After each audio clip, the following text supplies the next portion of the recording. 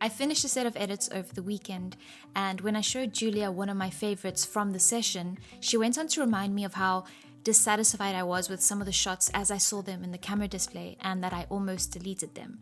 I think the only reason I didn't delete is I was hot, I was sweaty, I was bothered, and I just wasn't keen to do it in that point in time. So I know the general rule of not deleting your photos in camera because you don't get a feel for your images, especially while shooting raw. So I'm just pointing out that I am aware of that. I just don't always take on the advice that I should. Anyway, I didn't delete and I tried to salvage some of them, and I think I succeeded, and one of them turned out to be one of my favorites to date. I think most times with experience, you'll know when an image isn't salvageable. And in my case, the major issue I had was that the eye was less in focus than the beak, which now when I really think about it, actually takes me away from my general photography love philosophy. I don't mind soft images within reason. There's so much more to a photo than its sharpness, and I know there are tons and tons of photographers who will wholeheartedly disagree with me in this, and that's totally fine. You're entitled to your philosophies just like I am.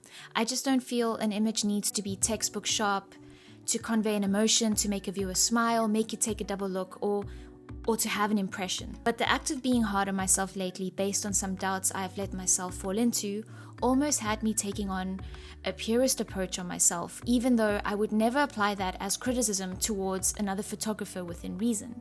A photo can be good without being sharp in my opinion. Image sharpness is not the point of this video. Another thing that this had me thinking about is the act of trying to salvage images you perceive to be bad. I would have thought that with more and more experience while running and gunning, I'd be eventually ending up with more images that will look just as I want them, composition-wise, straight out of camera. And I do think I am slowly improving on that front, as I find that I end up selecting the first photo of a set, and the ones that I take thereafter are less favorable, so I think that's a good sign. But from my experience, the act of trying to salvage photos that are not great is an immense learning experience in of itself. In the process of trying to salvage, I'm mentally taking note of what would have worked better or what would have looked better. And this information I take on from this experience will help me make better photo choices when I get the opportunities to shoot similar subjects again. Sometimes, like with this rooster, you only have a second or less to get that angle. The heads move a lot. You could make a horror movie with chickens, like,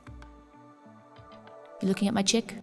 Sometimes you only have a second, so the act of composition and framing can't always be planned, and you'll always benefit massively from that compositional instinct or that muscle memory that comes with having made some mistakes in previous shoots, with that experience. So with my notes on shitty sharpness and composition, I have massively digressed, and I sincerely apologize. This video is to share some photos with you that I almost deleted, and I'm very happy that I didn't. Some of them I almost deleted in camera, and some of them were almost deleted during a routine hard drive clutter cleanse. I'm running out of space, and instead of buying new drives, I'd rather get rid of stuff I'm realistically not going to use or display in the future. It's proving to be difficult, and it's not because they're any good, it's just because it's difficult. This photo taken in New York has a place in my heart because when I eventually brought out the colors, it was at that point I thought I might realistically have a future with photography. On the camera display it looked dark and boring in my opinion, but as a beginner I wanted some city images to edit, so I just kept some and I tried my luck.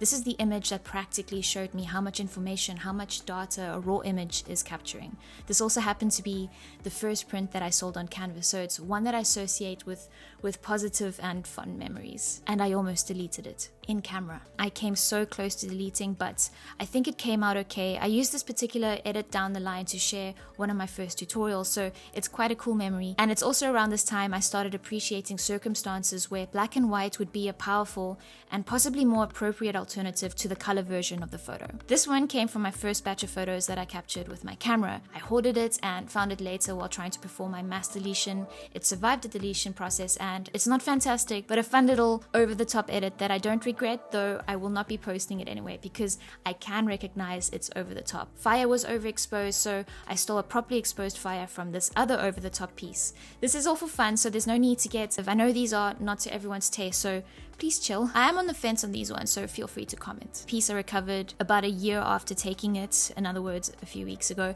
and I thought it might be a nice one to mess with shadowy play with. I've kind of been going on this exploration of shadow, and this is one that I saved from the archives and tried to apply this shadowy edit to. This one of the shot, I mean, I knew what I was going for when I took it, and I thought I had missed the mark, and the traffic was pretty bad already, so I felt it was worth saving for a later edit, and I'm okay with it. The one argument for not deleting everything, which I admit I don't adhere to, is to eventually come back to these to edit them as a more well-rounded editor. With the accumulation of skills I'm gathering every day, it really is fun to revisit these and give them a go with a fresh eye, a new perspective and skill set. It all is really interesting. The more photos I take, the more I find I hate most of my previous photos, and I think that's a good thing. Maybe I'll make a video on that. I hate my photos, but that's a good thing. That's all the dirt I could dig out for this video. There are tons of pictures I had considered deleting, and they're not in this video because I really should have deleted them, and so I deleted them. I guess videos like this should have, final thoughts or moral of the story moments, but I think if I really ended this with a moral of the story is don't delete your photos in camera, it would make me feel weird because I'm not going to tell you what to do, and also it would make me a hypocrite because I tend to do it a lot when I have my after shoot coffee before I make my way home in an attempt to make the whole selection process, swifter, trying to streamline the process. It's not the best practice, and I need to state that I do not do this when shooting for money. When working, I keep everything so to have the most available to select from for my final output. I learned that lesson very fast and very painfully. All this deleting I'm referring to is when I'm out, running, gunning, gathering my skills, honing my craft. Almost a little challenge I impose upon myself to be accountable for the bad photos that I take in my free time.